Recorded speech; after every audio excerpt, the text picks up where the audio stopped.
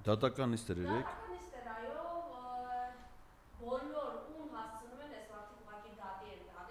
տալիս ճշմարտությունը, իրականությունը բացահայտելու համար։ Մենք անպայման հասանակ կանդրադառնանք ձեր դատական գործի, որովհետև կարծեմ վաղ վճռի հրապարակման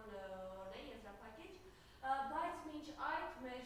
տարածաշրջանը ուղղակի պայթում է, Իրան-Իսրայել պատերազմը սկսվել է, բալիստիկ հրթիռները արձակված են, բայց մենք տեսնում ենք Հայաստանում ուղղակի այսպես ամեն ինչ ըստ այսպես չայկրտավոր խաղաղ է, Փաշինյանը պատրաստվում է մեկնել Թուրքիա, մինչ այդ Պրահայում էր, բացահայտում, որ ամեն օր երկխոսության մեջ են թուրքերի հետ։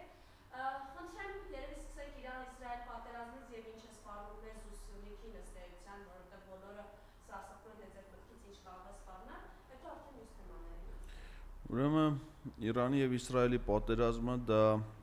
չնայած միգուցե մասշտաբի վերաբերյալ կանխատեսումները այդպեսին չէին, ինչպեսին որ հիմա ծավալվել են այնտեղ գործողությունները, բայց այդ լարվածությունը կանխատեսելի էր, որովհետև դա հասունացել է վերջի ժամանակաշրջանում եւ դա մեզ համար ունի շատ վտանգավոր հետևանքներ ունենալու ռիսկ էր։ Նախ հարևան երկիր է Իրանը մեզ, բարեկամ երկիր է եւ այդ երկրի այդ վիճակի մեջ գտնվելը չի կարող չանհանգստացնել մտահոգ հասարակությանը եւ Հայաստանի իշխանություններին։ Բացի դրանից վերջի ժամանակաշրջանում թե Միացյալ Նահանգների պետքարտուղարը, թե Ռուսաստանի պաշտպանության նախարարը, որոնք ամենաբարձր իրազեկում ունեցող պաշտոնյաներն են համաշխարհային մասշտաբով, տարբեր առիթներով հայտարարել են, որ Հայաստանի սահմանների մոտ կա զինված ուժերի կուտակումներ Ադրբեջանի եւ Թուրքիայի կողմից, իրականացում են զորավարություններ եւ վտանգներ կա իրական ռազմական գործողությունների, այսինքն ադրբեջանական ներխուժման իրական վտանգ գոյություն ունի։ Եվ քանի որ Նիկոլ Փաշինյանին ու Սուրեն Պապիկյանին հաջողվել է հիմնահատակ ջախջախել Հայաստանի զինված ուժերը, մենք որոշակի ակնկալիքներ էինք ձևավորել, որ նման ռազմական հարձակումը հնարավոր է կանխվի Պարսկաստանի ներգրավվածության եւ Պարսկաստանի ջանքերի արդյունքում, նկատի ունենալով, որ նրանց տարբեր մակարդակի ամենաբարձր աստիճանի գործիչներ անթույլատրել էին համարում սահմանների փոփոխությունը մեր տարածաշրջանում, շատ լավ գիտակցելով եւ հասկանալով, որ Ադրբեջանի եւ Թուրքիայի ակնկալիքները դա միայն հաղորդակցման ճանապարհները չեն։ Նրանց նպատակը այդ տարածաշրջանի յուրացումն է ամբողջությամբ, զավթումը։ Եվ այդ նպատակով է նաեւ, որ մի քանի տարի առաջ Կապանում բացվել էր Իրանի Իսլամական Հանրապետության գլխավոր հյուպատոսությունը։ Եվ հիմա պարզ է, որ Իրանի ռազմական գործողությունների ներգրավվածությունը այլ ուղղությամբ, առավել եւս այս մասշտաբներով, որտեղ անկախանտեսելի են դրա հնարավոր զարգացումներն ու հետևանքները, մանավանդ գիշերը Միացյալ Նահանգների նախագահի հայտարարությունից հետո, պարզավոր Իրանը այլևս այս ուղղության վրա որևէ ուշադրություն, որևէ ռեսուրս, որևէ միջամտություն անելու քայլի մեծ դժվարությամբ կգնա, եթե չասենք, որ առհասարակ սա արդեն դուրս կգա իր հետաքրքրություններից։ Սա նշանակում է, որ մեծանում է վտանգը այս խառնաշփոթի մեջ ադրբեջանա-թուրքական ներխուժման եւ Սյունիքի օկուպացիայի համար։ Դրա հետ միասին Իրանում ստեղծված իրավիճակը լուրջ մարտահրավերներ է ստեղծում Հայաստանի համար նաեւ սոցիալական իմաստով, դեմոգրաֆիական իմաստով, որովհետեւ Իրանի հետ Հայաստանը ունի ոչ վիզային ռեժիմ, այսինքն Իրանի քաղաքացիները Հայաստանի Հանրապետություն այցելելու համար մուտքի արտոնագիր ունենալու կարիք չունեն, այսինքն իրենց անձնագրերով կարող են ցանկացած պահի մտնել Հայաստանի տարածք, իսկ պատերազմական գործողությունների ծավալման դեպքում բնականաբար, քանի որ հիմա օդային տարածքնել փակ է Իրանի, նշանակում է մարդիկ կարող են, նրանք ովքեր մտադիր են լքել երկիրը, մեծ հոսք է հնարավոր մարդկանց, պարսիկների, Իրանի քաղաքացիների մեծ հոսք է հնարավոր դեպի Հայաստան։ Թե ինչքանով է Հայաստանը ի վիճակի ընդունել այդքան մեծ թվով մարդկանց, որովհետև խոսում ենք մի քանի տասնյակ միլիոն բնակիչ ունեցող պետության մասին, եւ եթե նրա քաղաքացիների մի չնչին մասն էլ որոշի դուրս գալ Իրանից եւ իջևանել Հայաստանում, դա խոսքը վերաբերելու է 100,000-ավոր եւ միլիոնավոր մարդկանց։ Թե ինչքանով է Հայաստանը ֆիզիկապես պատրաստ ընդունել ըստ էության փախստականների, որովհետեւ նման դեպքերում իրենց երկիրը թողնող մարդիկ իրենց հետ վերցնում են միայն առաջին անհրաժեշտության իրեր եւ պարագաներ, փաստաթղթեր եւ չեն գալիս թե բիզնես անելու նպատակով, չեն գալիս զբոսաշրջության նպատակով, նրանք փաստացի լինելու են փախստականներ։ Խոսքը վերաբերելու է 100,000-ավոր միլիոնավոր մարդկանց։ Դրա հետ միասին կան մեծ ռիսկեր, որ այդ փախստականների անվան տակ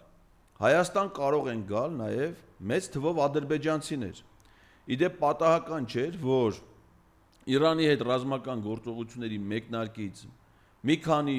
օր, 1-2 օր հետո հայտարարվեց, որ բացվում է նոր սահմանային անցակետ Ադրբեջանի եւ Իրանի միջեւ։ Այսինքն բազմաթիվ ադրբեջանցիներ, խոսքը կարող է վերաբերել նաեւ հենց այն նույն 300,000, իսկ տվյալ դեպքում միգուցե ավելի շատ ադրբեջանցիների, նրանք քանի որ Հայաստանի տարածք ուղիղ մտնելու հնարավորություն չունեն, նրանք մուտք գործեն հիմա Իրանի Իսլամական Հանրապետության տարածք եւ այնտեղից որպես պատերազմի հետևանքով իրանցի փախստականներ այդ մեծ հոսքի հետ միասին գան հասնեն Հայաստան եւ գնան այն բնակավայրեր, ասեն որ սրանք մեր պատմական բնակավայրերն են, եկել ենք մենք ստե ապրելու։ Ինչքանով է Հայաստանը ի վիճակի հաշվարկե մեր ազգային անվտանգության ծառայությունը, նման ռիսկերը, նման միգրացիոն հոսքերը ես դժվարանում եմ ասել, որովհետև ոնց որ հասկանում եմ հիմա ազգային անվտանգության ծառայությունը մտել է սև շորերի մեջ ընդդեմ բանաման գալի Նիկոլ Փաշինյանի հանձնարարություններով։ Ու ես չգիտեմ թե իրանք հիմա գնահատում են արդյոք այդ վտանգները, ռիսկերը, որոնք կարող են առաջանալ պատերազմի Իրանում արդեն իսկ մոլեգնող պատերազմի հետևանքով։ Էլ չասեմ լրացուցիչ հավելյալ ածանցյալ ռիսկեր, որոնք ակնհայտ գոյություն ունեն, մասնավորապես Հնդկաստանը հայտարարեց, որ իր քաղաքացիների համար այս պատերազմից իր քաղաքացիներին էվակուացնելու լավագույն վայրը դա Հայաստանն է։ Ստեղ էլ խոսքը գնում է մի վերաբերում է մի քանի տասնյակ հազար, մի քանի 100,000 մարդու մասին, այսինքն եթե Հնդկաստանի իշխանությունները այդ որոշումը կայացրել են, նշանակում է Իրանի տարածքում Հնդկաստանի դեսպանությունը եւ հյուպատոսությունները իրենց քաղաքացիներին, որոնց հետ մշտական կապի մեջ են, բնականաբար ուղղորդելու են, որպեսզի նրանք դուրս գան երկրի տարածքից եւ իջևանեն Հայաստանում։ Այսինքն կարող է ստացվի, որ մոտ ապագայում հայերը Հայաստանում լինեն ազգային փոքրամասնություն։ Հիմա էլ չեմ ասում են սոցիալական խնդիրները, փախստականների այդ մեծ հոսքի հետ կապված, անվտանգային ռիսկերը ու ենթադրում ասենք, եթե պետության ղեկավարները ինչ վերաբերմունք պիտի ցուցաբերեն դրան։ Պատերազմի օրը, այսինքն երբ որ գիշերը արդեն եղել է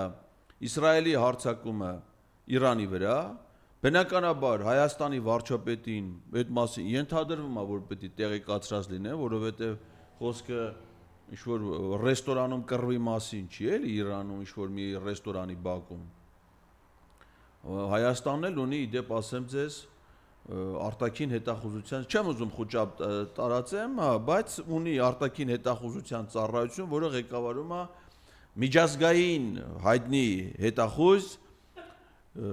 Քրիստինե Գրիգորյանը։ Մենք ունենք նաև գլխավոր շտաբի պետ այս իրավիճակում, ամեն ինչ կա, պետական բոլոր մարմինները պատրաստ ու բնականաբար ենթադրվում է, որ զեկուցել են վարչապետին, որ հարևան Իրանում կա արդեն պատերազմ, որը կարող է ունենա այս հետևանքները։ Ու գիտեք ինչ որոշում է կայացրել Նիկոլ Փաշինյանը այդ տեղեկությունները ստանալուց հետո։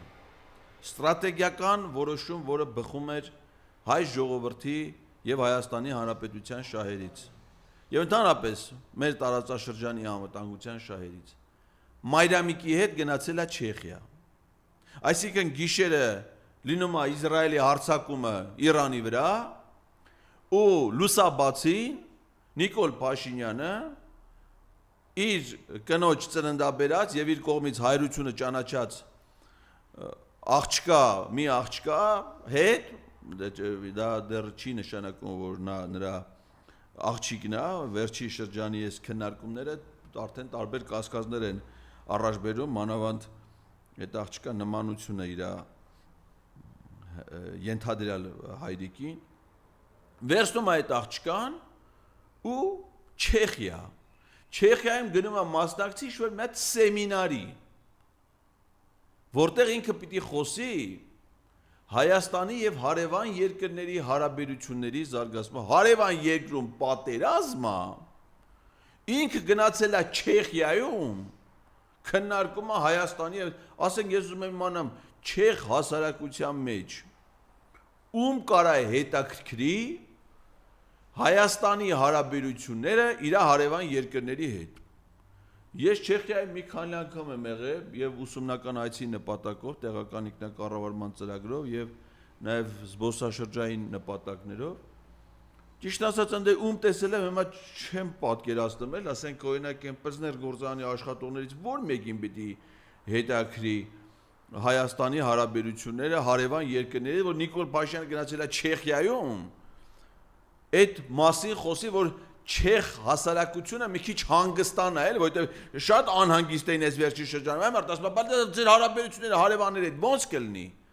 Ինքը գնացել այդ հարևան երկրում պատերազմի ժամանակ այդ հարցը բարձրացնի։ Ուրեմն Կիրակի օրը Սայրան փողոցում եմ Հայաստանի երկու փոխարտգործ նախարարները, մեկը Վարհամ Կոստանյանը, մեկը Մնացակայանը, տենց հանգիստ իրանց համար Վարհամ Կոստանյանը ինչ է Վահան, հա, այդեն որ երեխա է, բայց մորուք ունի, ինչ է դրա Վահան չի, հա։ Այսինքն ինքը արտգործ նախարարությունում, ինքը այտակահասնում դրան, ինքը արտգործ նախարարությունում պատասխանատու է սահմանակից երկրների հետ հարաբերություններին ու սահմանակից երկրում հիմա պատերազմը ինքը զբոսնում է երեկոյան հանգիստ զբոսնում է Սայրան փողոցում այսինքն սրանց վերաբերմունքը հայ ժողովրդի անվտանգության այսինքն մենք հələ չգիտենք հիմա այստեղ խոսալուց մի ժամ հետո ինչ ալնելու մեր երկրում որովհետև ինչ ասես կարա լինի Ադրբեջանական հարձակում կարա լինի, կարա ուրիշ գործողություններ լինի, կարա փաստականը, ինչ ասես կարա լինի։ Հələ Հայաստանի ազգային անվտանգության խորհուրդը հələ նիստ չի գումարել, որպեսզի քննարկեն, տեսնեն թե այս իրավիճակում ինչ ռիսկեր կա, իրանք ինչ որոշումներ պիտի կայացնեն։ Այս վիճակն է Իրան, Իսրայելը։ Ես իհարկե ռազմական գործողությունների ինտենսիվության մասշտաբների մասին չեմ ուզում խոսել, որովհետև նախ անկեղծ ասած կոմպետենտության աստիճանս թույլ չի տալի այդ թեմայով խոսել, երկրորդը այն ինչ որ ես գիտեմ, հավասարապես գիտեն մնացած մարդիկ, հետեւաբար այդ թեմայով ես ասելիք առանձնապես չունեմ, ընդամենը շատերի հետ միասին հետևում եմ ծավալվող իրադարձություններին։ Ռահան նաև հայտարարեց, որ ամեն օր եւ ուղիղ երկխոսության մեջ է Թուրքիայի հետ եւ սպասվում է իր այցը Թուրքիա։ Ուրեմն Թուրքիա այցը գաղտնի էր պահում, ոչ մի հստակություն չէին ասում այդ մասին, մամուլը գրեց, Նազելի Բաղդասարյանը, Նազելի կամ Բլինքենը, այցած, որ Բլինքենը, որ մասնակցել է այդ հանդիպանը, դրա համար եմ ասում, ասած չհերքեց, որ այդպես հանդիպում է նախատեսվում, ասած, որ եթե այդպես հանդիպում լինի, մենք դրա մասին կասենք, Հետո անվտանգության խորհրդի քարտուղար Արմեն Գրիգորյանը հաստատեց, որ նման հանդիպում նախատեսվում է, այցելություն է նախատեսվում, այսինքն Հայաստանի վարչապետի այցելությունը Թուրքիա, Անկարա, եւ արդեն երեք բարձ դարձավ ԱՐԳՆ-ն հաղորդագրություն տարածեց, որ Թուրքիայում է գտնվում արտաքին գործերի նախարարի տեղակալ Վահան Կոստանյանը եւ այնտեղ աշխատանքային հանդիպում ունեցել Թուրքիայի փոխարտգործ նախարարի հետ, այսինքն ակնհայտ է, որ նա գնացել է այդ այցելությունը նախապատրաստելու եւ ոնց որ հայտարարված էր ժամկետում հունիսի 20-ին ամենայն հավանականությամբ տեղի կունենա Նիկոլ Փաշինյանի այցելությունը Թուրքիա։ Հիմա հարց է առաջանում, թե ինքը ինչի պիտի Թուրքիայի նկատմամբ այս հետաքրություն ունենա, ինչի է նորից ուզում իր դիվանագիտական տերմինոլոգիայով ասեմ, լիզել Էրդողանի կոշիկները։ Նիկոլ Փաշինյան եւ Թուրքիա հարաբերությունները ունեցել են հետեւյալ զարգացման փուլերը։ 18 թվին, երբ որ նա եկավ վարչապետ, Թուրքիային համարում էր Հայաստանի թշնամի, 20 թվին, երբ որ ստորագրել է ազգային անվտանգության նոր ռազմավարությունը, Թուրքիան ընդեղ դիտարկվում է որպես Հայաստանի անվտանգության համար սպառնալիք ներկայացնող պետություն, 20 թվի պատերազմի ընթացքում Նիկոլ Փաշինյանը ուղիղ մեղադրանքներ է հնչեցրել Թուրքիայի հասցեին, ասելով, որ սա միայն Հայաստանի պատերազմը չէ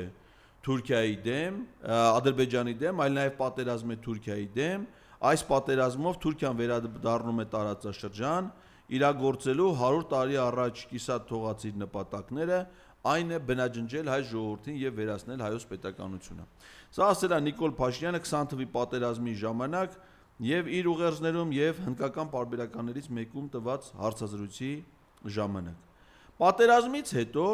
Նիկոլ Փաշինյանի վերաբերմունքը Թուրքիայի նկատմամբ սկսում է փոխվել, այսինքն հիմնական խնդիրը լուծեց, պատերազմը արեցին, Արցախը հանձնեց եւ այն նույն օրը, երբ որ 2022 թվականի հոկտեմբերի 6-ին նա Պրահայում ստորագրեց Արցախ Ադրբեջանին հանձնելու հայտնի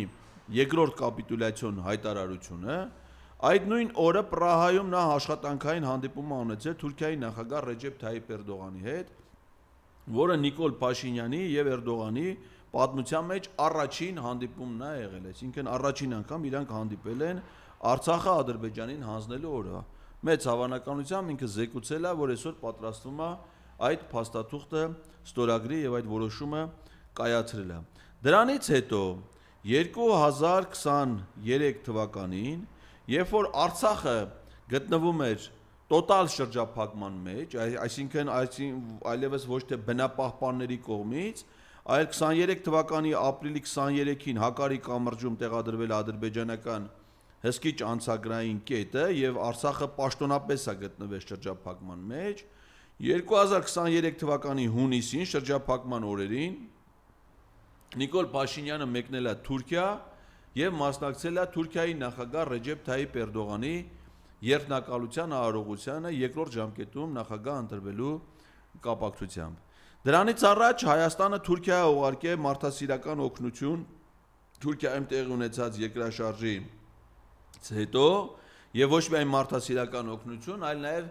որոնողափրկարարական աշխատանքների մասնակցելու նպատակով Թուրքիայը գործուղվել նաեւ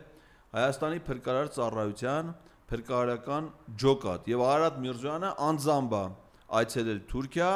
ոչ միայն աղետի տուժած վայրեր, ոչ միայն հայ փրկարարներին հանդիպելու, այլ նաեւ մայրաքաղաք, այնտեղ հանդիպում է ունեցել Թուրքիայի արտաքին գործերի նախարարի հետ։ Այնուհետև արտաքին գործերի նախարարը Ռուբեն Ռուբինյանը, Վահան Կոստանյանը, Արմեն Գրիգորյանը կանոնավոր կերպով մասնակցել են Անտալիայում Թուրքիայի արտգործնախարարության կողմից կազմակերպված դիվանագիտական ֆորումներին։ Իսկ 2024 թվականի սեպտեմբերի 24-ին Նյու Յորքում Թուրքիայի գլխավոր հյուպատոսության շենքում Նիկոլ Փաշինյանը երկրորդ հանդիպումն է ունեցել երկկողմ ձևաչափով Թուրքիայի նախագահ Ռեջեփ Թայիփ Էրդողանի հետ, այն հայտնի հանդիպումն է, երբ որ Էրդողանը իրեն նվիրել էր իր կենսագրական եւ իր ապագայի վերաբերյալ գիրքը, որը Նիկոլ Փաշինյանը փարվել էր այդ գրքին եւ ոչ մի կերպ չէր կարողանում բաժանվել դրանից։ Իսկ այս տարի Նիկոլ Փաշինյանը հեռախոսազրույց է ունեցել, դա եղել է նաեւ նախորդ տարիներին Ռեջեփ Թայիփ Էրդողանի հետ եւ շնորհավորել է նրան եւ Թուրքիայի ժողովրդին իրենց կրոնական տոնի Կուրբան Բայրամի առիթով, որը ի դեպ համամուսուլմանական տոն է, բայց աշխարհի բոլոր մուսուլմանական երկրներից Նիկոլ Փաշինյանը շնորհավորել է միայն Թուրքիայի նախագահին, Իրանի նախագահին եւ ուղերձ է հղել ուղերձ Ադրբեջանի Հանրապետությանը եւ Ադրբեջանի ժողովրդին։ Եվ հիմա այս բարդ իրավիճակում Նիկոլ Փաշինյանը որոշում է ինքը այցելի Թուրքիա։ Իդեպ ասեմ, որ այդ ընթացքում ինչքան որ Հայաստանից այցելություններ են եղել, այսինքն Նիկոլ Փաշինյանի այցելությունը Թուրքիա, Ալեն Միրզոյանն այցելել Թուրքիա, մասնակցել Սևծովյան տնտեսական համագործակցության կազմակերպության խորհրդարանական վեհաժողովին, Ռուբեն Ռուբինյանն մեկն է Թուրքիա, այնտեղ հանդիպումներ ունեցել Սերդար Քլեչի հետ, Արարատ Միրզոյանն այցելություններ ունեցել Թուրքիա եւ դիվանագիտական ֆորում եւ արտգործնախարարություն։ Փոխադարձությունը այցելությունների, որպիսի մեր հեռուստադիտողները ճիշտ ֆիքսեն, եղել է 0։ Իսկ դիվանագիտական հարաբերությունները որպես կանոն կառուցվում են փոխադարձության սկզբունքի վրա, այսինքն եթե արտգործնախարարը այցելում է մի երկիր, ապա փոխադարձության սկզբունքով այդ երկրի արտգործնախարարն էլ այցելում է այդ երկիր։ Եթե Սերդար Քլեչը եւ Ռուբեն Ռուբինյանը հայ-թուրքական գործընթացում բանակցողներ են, եւ Ռուբինյանը մի անգամ այցելում է Թուրքիա, ենթադրվում է, որ պետք է հաջորդ այցելությունը լինի Սերդար Քլեչի այցը Հայաստան, ինչը չի եղել։ Երբ որ Հայաստանի արտգործնախարար եւ պաշտոններ մասնակցում են Թուրքիայի արտգործնախարարության կազմակերպած դիվանագիտական ֆորումին, այդ նույն ժամանակաշրջանում երկու դիվանագիտական ֆորում էլ կազմակերպել է Հայաստանի արտաքին գործերի նախարարությունը, որին Թուրքիայից առհասարակ որևէ պաշտոնյա չի մասնակցել։ Սա ինչ է նշանակում, որ հայ-թուրքական հարաբերությունները դրանք դիվանագիտական հարաբերություններ չեն, դրանք արդեն ուղիղ ղեկավար ենթակա հարաբերություններն են։ Նիկոլ Փաշինյանը պատերազմով եւ դրա հետևանքներով Հայաստանը դարձրել է Թուրքիայի հպատակ մի երկիր, Թուրքիայի մի նահանգ կամ Թուրքիայի մի ավելի շուտ գաղութ, որովհետեւ նահանգներում ֆորմալ կառավարում է իրականացում, իշխանության մարմինները պաշտոնական բնույթի են եւ նաեւ որոշակի իրավունքներ ունեն, լիազորություններ ունեն, իսկ գաղութների պարագայում կարծում եմ, որ այդ իրավական ռեժիմը շատ ավելի համեստ է։ Ավելի շուտ Հայաստանը դարձել է թուրքական մի գաղութ մինչև վերջնական օկուպացիան, որի հիմքերը Նիկոլ Փաշինյանը դրել է, իսկ դրա ռազմաքաղաքական հիմքերը հիմա մոլեգնում են Իրանում։ Ամուսինը Թուրքիա, կինը Չինաստան։ Երկու տարով գնում է մայրցուսական կրթություն ստանալու, շատերը սա նաև կանխատեսում որպես փախուստի միջոց։ Ինչ կասեք, պարոն Ղազարյան։ Ճիշտ ասած, ես մոռացա ասեմ, որ այս Իրանում ծավալվող իրադարձությունների հետ կապված մի բան էլ է, ես Մայրամիկի հետ Չեխիա գնալն ասեցի, բայց չասեցի, որ իրանք այդ ամուսին ասածը որն է, այդ մի խոսքով էլ այդ ինչ-որ այդ զուգընկերը միասին գնացել են Արտաշատ տգետների դպրոց։ Ու այդ տգետների դպրոցը հիմա որ բացեք այդ կառավարության կայքում նկարները նայեք, լրիվ ոնց որ մի հատ ասենք այնպես տպավորությունա ոնց որ գնացած էլ է մի հատ կանանց միաբանություն։ Դժվար է ասել կուսանոց, որովհետև կուսանոցում կանայք այլ հանդերձանք են ունենում, ասենք երևում է, որ իրանք մանաշկաներ են։ Բայց կանայք էին, այսինքն այդ ռազդե չկար նախկին մարզպետը, կռազներ մենակ։ Մարզպետն է, մի քանի պաշտոնյա ու ամբողջ դալիճը կին, ես նկարները անել եմ, կարաք դուք էլ նայեք, ասում ես այ մարդ, այսքան կնեկեն չի հավաքես այրակախին։ Միթամ մեկի հարցեր շատ է կարամ լուծի, այսքան էլ հավաքի իրակախին։ Դու պարզա չէ հետո դա ինչ է հալնում, եթե հիմա ցանկացած վիճակագրություն նայեք, դպրոցներում, մանկապարտեզներում, նաև առողջապահական հաստատություններում, չգիտեմ, բժշկական միավորումներ կլեն, թե առանձին պոլիկլինիկաներ կլեն, աշխատակիցների գերակշիռ մասը կանայք են, այսինքն դպրոցում, ցանկացած դպրոցում էլ ես էլ եմ մարզպետ եմ եղել, գիտեմ էլի մեծ մասը դա նույնիսկ որպես մանկավարժության կազմակերպման բանի իմաստով բացասական երևույթ է համարվում էլի, այսինքն մանկավարժության տեսանկյունից երեխաների դաստիարակության, կրթության համար եւ տղամարդկանցից եւ կանանցից ստանալիք կրթությունը, նրանց հետ շփումներ, հարաբերություններ, դա կարևոր մեթոդական առումով նշանակում։ Խոսքով դա խնդիրը ամբողջ հանրապետություն։ Բայց դա ինչի համար եմ ես հիմա ասում, որ ակնհայտ հանձնարարություն է եղել դպրոցի աշխատողներին տանեն լստեն այդ մշակույթի տան դահլիճը։ Որտեղ բնականաբար իր կամքով գնացած մարդ ընդ գոյություն չունի։ Ասենք Իրանում պատերազմը մոլեգնում, երկիրը այս վիճակում, սրանք ոչ մի ձև չեն կշտանում այդ իրանց քարոզչական գործից, այդ տգետների դպրոցից ու հիմա էլ այս անգամ գնացել են Արտաշատ։ Ու նաև ինչա պարզվում, որ սկզբից ներկայացում էր, որ այս տգետների դպրոցը դա իմ քայլը հիմնադրամի նախագիծը, այսինքն իմ քայլը հիմնադրամը պիտի հանգանակություններ աներ, այդ հաջողակ տղամարդ, անհաջող կինինքը, չգիտեմ, այդ նախագծերով գումարներ հավաքեր, որպեսզի իրենց ծրագրերը իրականացնեն այդ թվում տգետների դպրոցը։ Բայց պարզվում է, որ տգետների դպրոցի ֆինանսավորումը այդ բոլոր ծախսերը իրականացում են վարչապետի աշխատակազմից։ Պետական բյուջեի միջոցների հաշվին եւ Արայիկ Հարությունյանը ազգային ժողովում խոստովանել է, այդ չեմ ասում է, որ էլ մի հատ էլ ուղաթիռ են վերցնում, պետական ուղաթիռով են գնում, այդ ուղաթիռի ծախսերը ժամը քանի $1000 է, այդ մեքենաները ուղեկցող գնալ գալուց էլ մարդեն գցում ավտոյի տակ վթարներ, այդ դրանք սաղ չեմ ասում։ Հենց տգետների դպրոց այդ էկրանը տանեն դե պարզա, չէ՞ մի հատ եկակ թիմը աշխատում, էկրաններ են տանում դնում ընդ տեխնիկական այդ իմ քայլ հիմնադրամի մի հատ տնօրենի օգնական է թե տեղակալ այն մի հատ կին կա այն որ բանը արաբները Աննա Հակոբյանը Քաթարում կմասնակցի արաբական ցիերուն փառատոնին հիմա էդ էլ ընդ Աննա Հակոբյանը Արտաշատում կմասնակցի Արտաշատյան տգետների փառատոնին Մի հատ երկիրը այս վիճակում սրանք չեն կշտանում նաև այդ իրանց տգետների դպրոցից ու ինչա պարզվում որ տգետների դպրոցի ֆինանսավորումն էլ այդ ծախսերը հարցում է իրականացել Factor TV-ին վարչապետի աշխատակազմին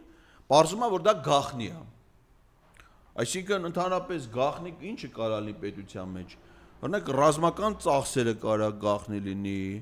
ինչ զենքեր են ձեռք բերել դա գաղտնի լինի ինչ գնո Բայց իրանց մոտ բոլոր ռազմական ծախսերի մասին բոլորս գիտենք, սուերը երբ են առել, ինչքանով են առել, Հնդկաստանից ինչ են առել, երբ եկա բնում ասենք հանդիսավոր արարողություններ կազմակերպեն, էլի Հնդկաստանից այդ հաուբիսների գալու կապակցությամբ բան։ Էջ ասեմ, որ Անդրանիկ Քոչյանն տեղական արտադրության զենքերի փորձարկումների է գնում, Կիլիկիա են խմում, ասենք Գարեջուրը մտավ բանակ։ Անդրանիկ Քոչյանը ասենց աֆիցերների հետ պիվեքը դրած զենք են փորձարկում։ Արա քաշած արաղնա դրա համար ճիշտ արեն գորիսեցին գայշնիկը ընդ դժվար է ասեք քարաունջի արաղը բերի գնաց պիվան ձեզ ինչ կանի արա զենք եք փորձարկում արա պիվայով զենք են փորձարկում բա մի հատ շամպայնով արա խփեք այդ շամպայնը զենքին հետո մի հատ քաշածը Յաթրջին դրեք մի հատ իրար հետ լակեք ընկեք ընդ բան զենք հա չէ բա զենք եք փորձարկում Ուրեմն այդ զենքերի հետ կապված ամեն ինչը հրապարակային է բայց դե ինչքան գումարա ծախսվե ենթադրենք կապանում տգետների դպրոցի դասընթացի կազմակերպման վրա դա գաղտնի է այսինքն հայ հասարակությունը իրավունք չունի իմանալու թե իր վճարած հարկերից Աննա Հակոբյանը եւ Նիկոլ Փաշինյանը իրենց սեփական ամբիցիաների ու ցնդաբանությունների վրա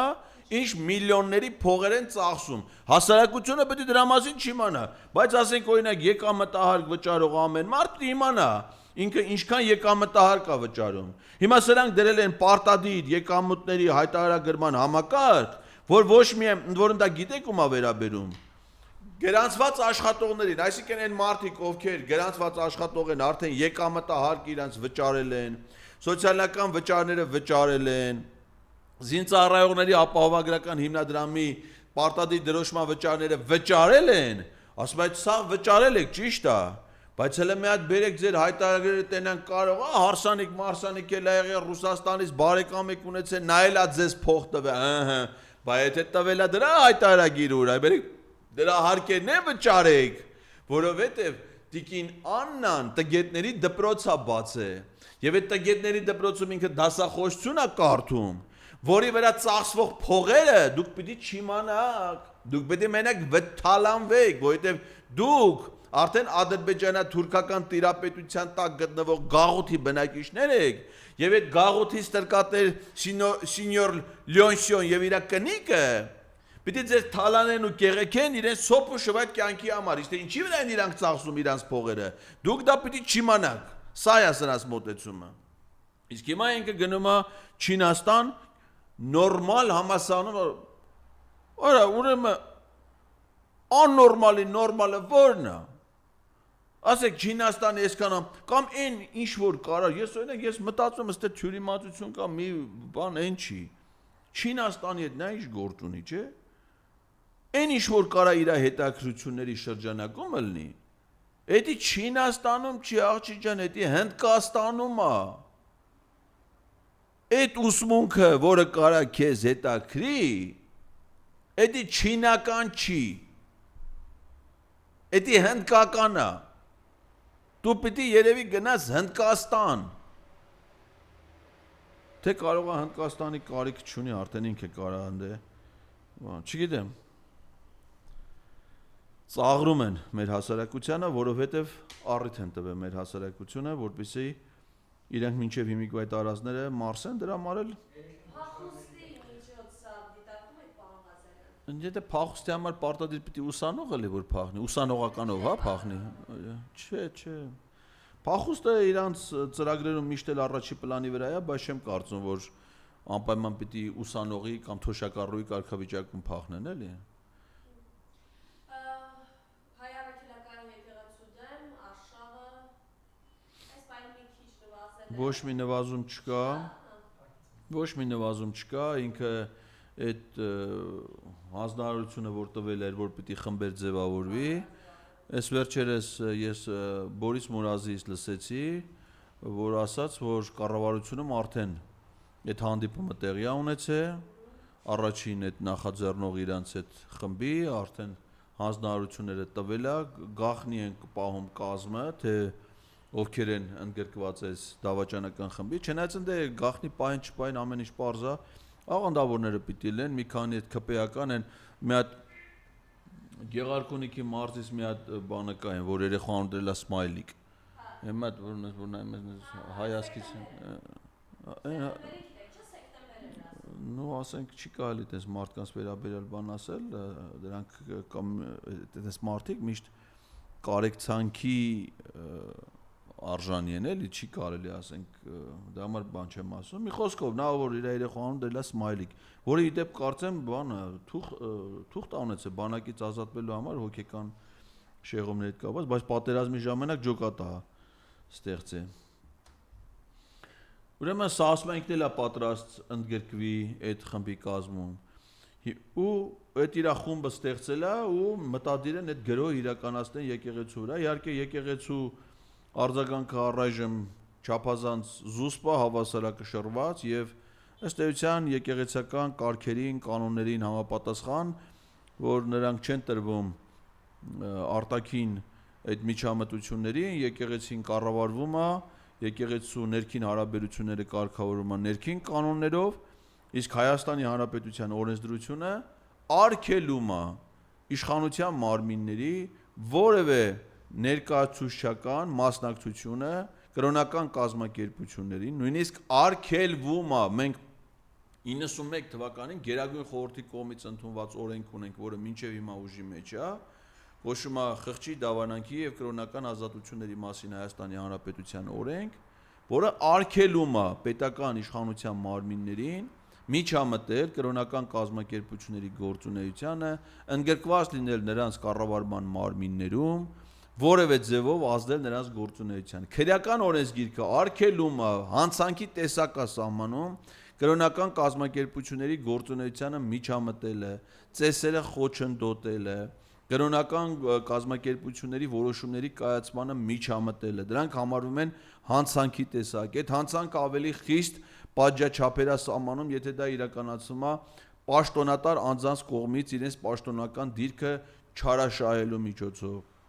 Իսկ հայաստանյաց առաքելական եկեղեցու դեպքում հակառակն է,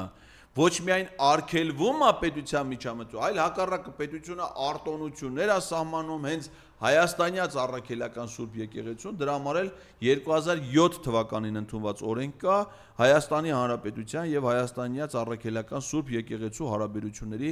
մասին, որով ընդամենը սահմանվում են արտոնություններ միայն հայաստանյաց առաքելական Սուրբ եկեղեցու համար, հաշվի առնելով Սահմանադրության 18-րդ հոդվածի կարգավորումները, որով Սահմանադրությամբ մեր պետությունը գնահատել է հայաստանյաց առաքելական Սուրբ եկեղեցու դերը հայ ժողովրդի պատմության,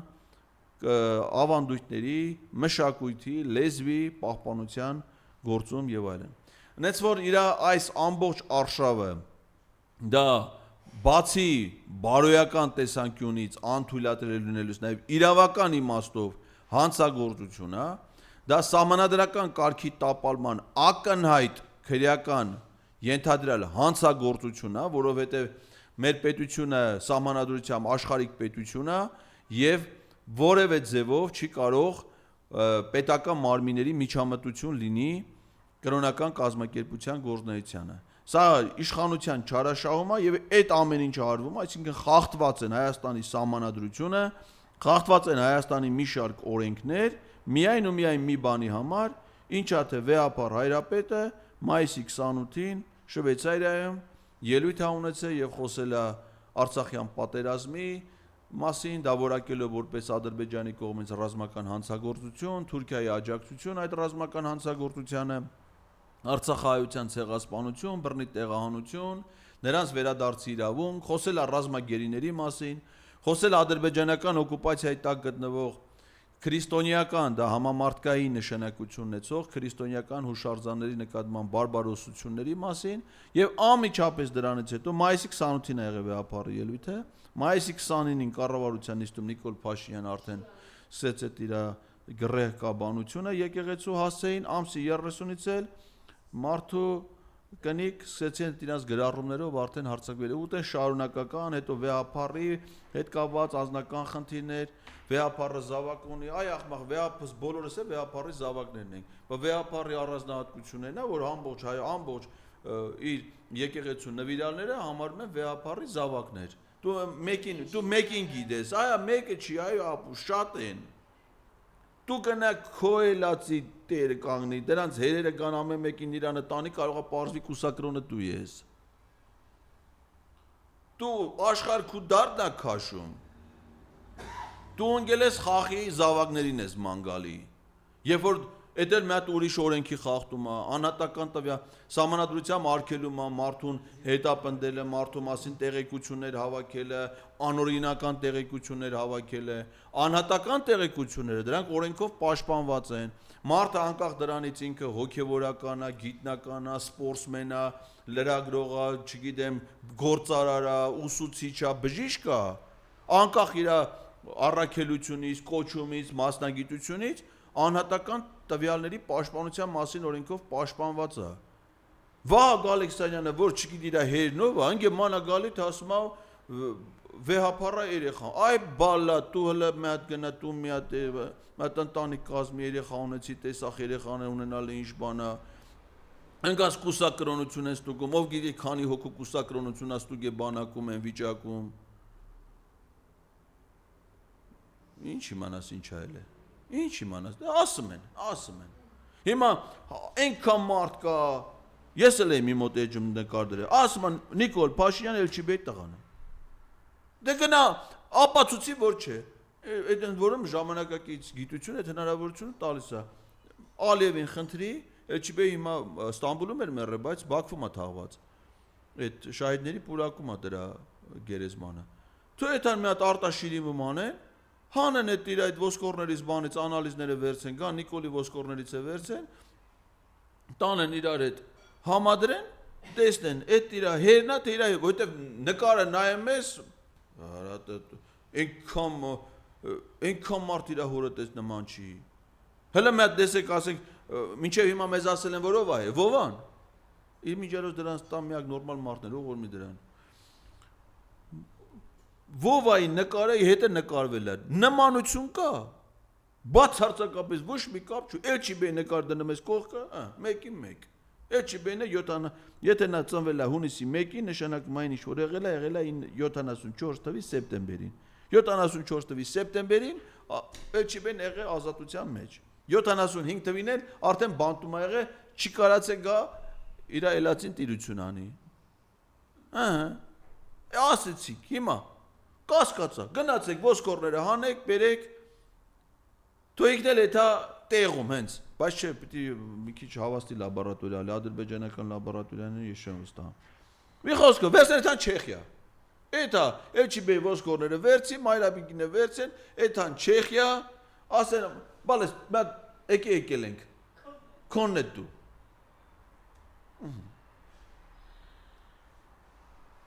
Բայց այդ ժամանակ պիտի պատգամավորներից էլ մարդ էթա երևի։ Գնաց, մամունում հրապարակումներ եղան, որ ախել է։ Արա, ես զարմացած եմ այս մարդու վրա։ Ասա դու քո խաշլաման թողել ես, գնացել ես ընկել ես խախի իկրայի հետևից։ Քու իշ գործնա խախը իկրա կուտի, չի ուտի։ Օրդ պրծավ դու քո խաշլաման դիր կրակի վրա կեր պրծի էլ, ասենք դու ինչ գործ ունես, ասենք ուրիշի հարսանիքին։ Իկրա կուտեն, թե չեն ուտի, որ գնացել ես քու խաշլաման թողել ես, գնացել ես խառնվել ես խախի իկրային։ Որտե մամուլում գրում են, որ ինչ որ միջամտել է քրեական ենթամշակույթ ունեցող մարդկանց հարսանիքների, թե հարսանիքի պատրաստության հետ դու ինչ գործ ունես, այդ քեզ ինչ վերաբերող հարց է, սեղանին ինչ կդնեն, ոնց կվերցնեն, բան, ինչ որ այդպես միջամտությունների պատճառով է, բանը ու փախել է Միացյալ Նահանգներ, այսինքն ինչն է հետաքրքիր, որ սա պաշտոնազրկվել է հունիսի 2-ին Նիկոլ Փաշինյանի ծննդյան օրը, հաջորդ օրը ու անմիջապես դրանից հետո փախել է Միացյալ Նահանգները։ Ակնհայտ է, չէ, որ ինքը քրեական հետապնդումից է խուսափել, ու ինչն է հետաքրքիրն է, որ սրան անմիջապես հետո հաջորդեց Հովիկ Աբրահամյանի ձերբակալությունը, իսկ Արամ Հովհաննիսյանը, այդ մինչև այդ հիմա է Արամ Հովհաննիսյանը, այն ժամանակ Արգամիջի կողքերը գիտեք դա ոնց է ֆրֆռած է։ Հենց որ իշխանափոխություն է պետք այս հանցախմբի ամբողջ հանցանքի պերճանքը բացահայտելու համար,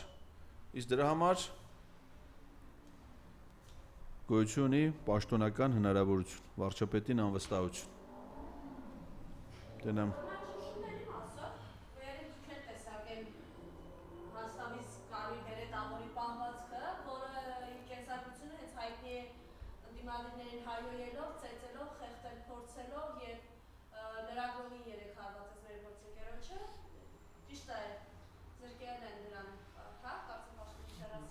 Ներքին գործերի նախարարությունը հայտնել է, որ նա պաշտոնից ազատվել է, բայց դա դեռ չի նշանակում, որ չի ազատվի ավելի բարձր պաշտոնի նշանակվելու նպատակով, որովհետև մարդիկ պաշտոնից երբեմն ազատվում են ու նշանակում են ավելի բարձր պաշտոնի։ Հիմա որպեսզի դա բացառվի, մարդը ոչ թե պետքա պաշտոնից ազատվի, այլ նման դեպքը դա քրեական հանցագործություն, այսինքն նախ առաջին մարդու վրա բռնություն գործադրելն է հանցագործություն։ Երկրորդը իրավապահ մարմնի կողմից, ոստիկանի կողմից ոչ համարժեք ուժի կիրառությունն է համարվում հանցագործություն, որտեղ դա պաշտոնական դիրքից ելնելով է։ Այսինքն եթե դա ծառայողական համազգեստով չլեր, կարող է մի չափալաղը մերին տար դրան, բայց չի կարա տա, որովհետև ոստիկանության համազգեստ կրողին չի կարելի։ Այսինքն ինքը օգտվել է ոչ միայն երիտասարդ կնոջ անպաշտպան վիճակից,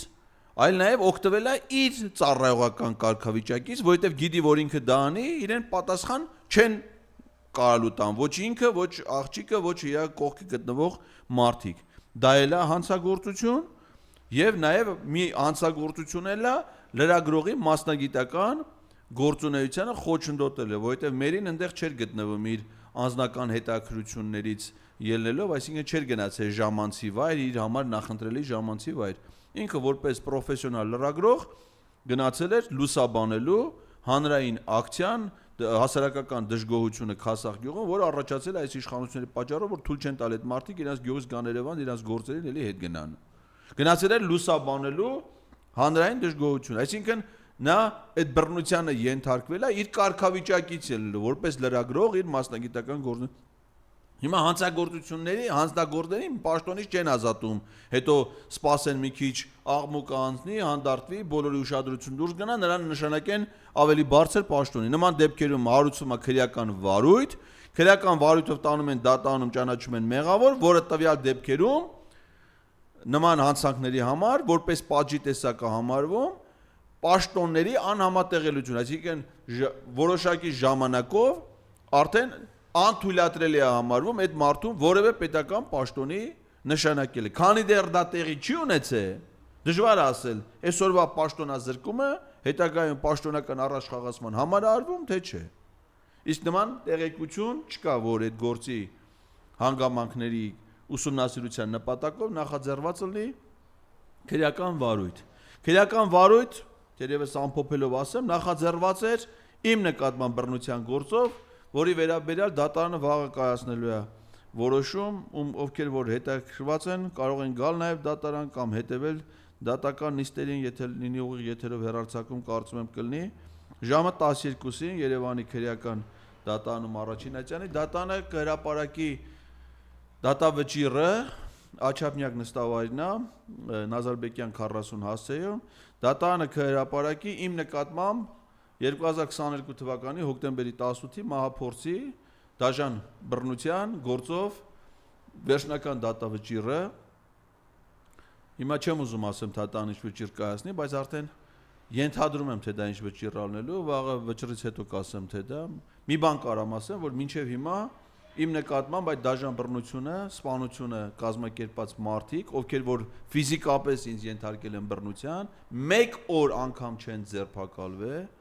մեկ օր անգամ բնականաբար եթե չեն ձերբակալվել, ուրեմն չեն կալանավորվել, ամբողջ ժամանակ եղել են ազատության մեջ, ամբողջ ժամանակ։ Եթե կտենանք վաղ դատարանը նրանց տուն կճանապարհի, թե մեղադրական այնպիսի վճիռ կայացնի, որը ենթադրի գոնե ազատազրկում։ Իսկ թե ով է կազմակերպել այդ մահափորձը, ով է շահագրգռված եղել, որովհետև ամբողջ գործի նյութերում չկա որևէ ապացույց, որը ի սկզբանե նաև ես էի ասել, այդ մարդկանց ես ոչ տեսել եմ, ոչ ճանաչում եմ, ոչ որևէ առնչություն եմ ունեցել, ոչ որևէ անձնական, ընտանեկան, սոցիալական, ֆինանսական, գույքային, նյութական որևէ խնդիր գոյություն չի ունեցել։ Դա վիճաբանության հետևանք չէ, այնպես չի ելել, որ ռեստորանում ենք եղել, ես մի սեղանի եմ նստածել, դրանք մի սեղանի, ես մի բան եմ խմել, դրանք մի բան են խմել, հելել են կռիվ, այդպես բաներ չի։ Դարանակալել են օրը ցերեկով, մեր շենքի մոտ սպասել են, թե որտեղից են իմացել իմ տան տեղը։ Ակնհայտ է, որ սա պատվիրատուի կողմից կազմակերպված մահափորձ է, իսկ թե ովքեր են եղել այդ պատվիրատուն, ոչ նախաքննական մարմինն է հետաքրքրել, ոչ դատարանին։ Ինչ միջնորդություններ իրականացրել եմ քննիչին, դատախազին, բոլորը մերժել են բացահայտելու համար պատվիրատուին։ Ինչ միջնորդություն ներկայացրել եմ դատարանին, բոլորը առանց բացառության դատարանը մերժել է։ Իհարկե,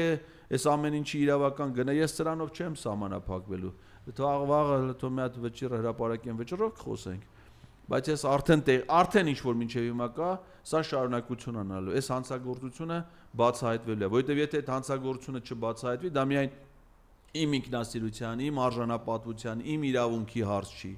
Եթե այդ հանցագործությունը չբացահայտվեց, եթե դրա հանցագործները պատժի պատասխանատվության չարժանացան, ուրեմն ցանկացած մարդ կարա արժանանա իմ ճակատագրին։ Վաղը հետևենք դատանի որոշմանը։ Դերևս այսքանը, շնորհակալություն։